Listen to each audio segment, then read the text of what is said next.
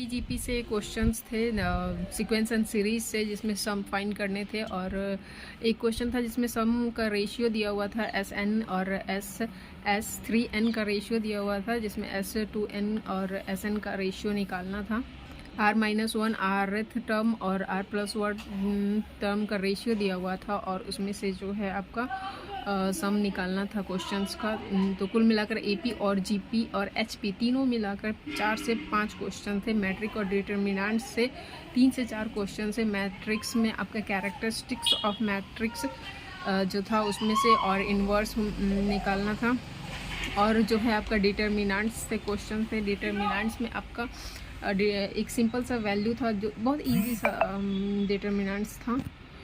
Determinants of A निकालना था।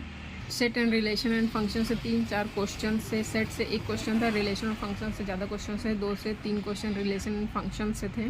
Permutation and combination से 3-4 क्वेश्चन से। परमुटेशन सिंपल मॉडरेट बोलेंगे, इजी तो नहीं थे, मॉडरेट क्वेश्चन थे। परमुटेशन कॉम्बिनेशन से 1-2 क्वेश्चन थे जो हार्ड थे। टोटल 3 से 4 क्वेश्चन आए थे परमुटेशन कॉम्बिनेशन से। प्रोबेबिलिटी से 3-4 क्वेश्चन थे।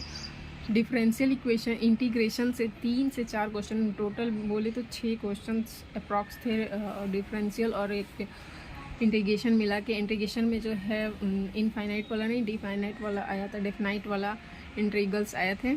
इंटीग्रेशन ऑफ EX ब्रैकेट में sin x minus cos x dx निकालना था, इसका इंटीग्रेशन निकालना था, जिसका लिमिट 0 से 1 दिया हुआ था। लिमिट से 1 क्वेश्चन थे।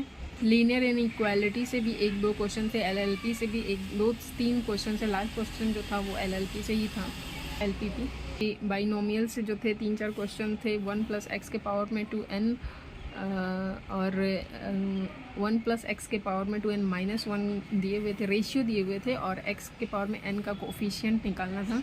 स्टेटमेंट बेस्ड भी क्वेश्चन से 2 से 3। मैट्रिक से भी क्वेश्चन था। NCERT से ऊपर और बेस का क्वेश्चन पूछा गया था इन्वर्स ट्रिग्नोमेट्री से। और जो है आपका कोनिक सेक्शन से 4 से 5 क्वेश्चन से, जिसमें से सर्कल से सिर्फ मिला के बोले तो 2 क्वेश्चंस थे, और आपका हाइपरबोला से 1 क्वेश्चन था, पैराबोला से 2 क्वेश्चन था। स्ट्रेट लाइन से 3 से 4 क्वेश्चन थे, जिसमें इक्वेशन दिए हुए थे और स्लोप ऑफ द इक्वेशन निकालने थे, और उसके पॉइंट्स दिए हुए थे। नेक्स्ट नंबर से 3 से 4 क्वेश्चन थे, और स्टैटिक्स एंड फंक्शन से, जिसमें वेरिएंस निकालने दिया हुआ था, स्टैंडर्ड डेविएशन निकालने दिया हुआ था।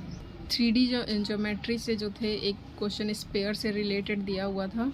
प्रोबेबिलिटी से 3 से 4 क्वेश्चंस थे। प्रोबेबिलिटी और परमुटेशन कॉम्बिनेशन मिलाकर क्वेश्चन दिए हुए थे। एक ही क्वेश्चन में दोनों दिया हुआ था, और उसमें से आपको प्रोबेबिलिटी निकालना था। Ball, white ball, red ball, इस तरह के क्वेश्चंस थे प्रोबेबिलिटी में। ओवरऑल देखा जाए तो मॉडरेट क्वेश्चन ज़्यादा आए हुए थे। NCERT से कम क्वेश्चंस थे, और RS अग्रवाल से कुछ क्वेश्चंस थे। ओवरऑल देखा जाए तो एग्ज़ाम क्वेश्चंस जो थे वो मॉडरेट थे।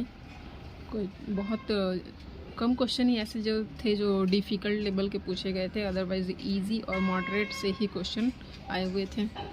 Thank you, thanks for watching.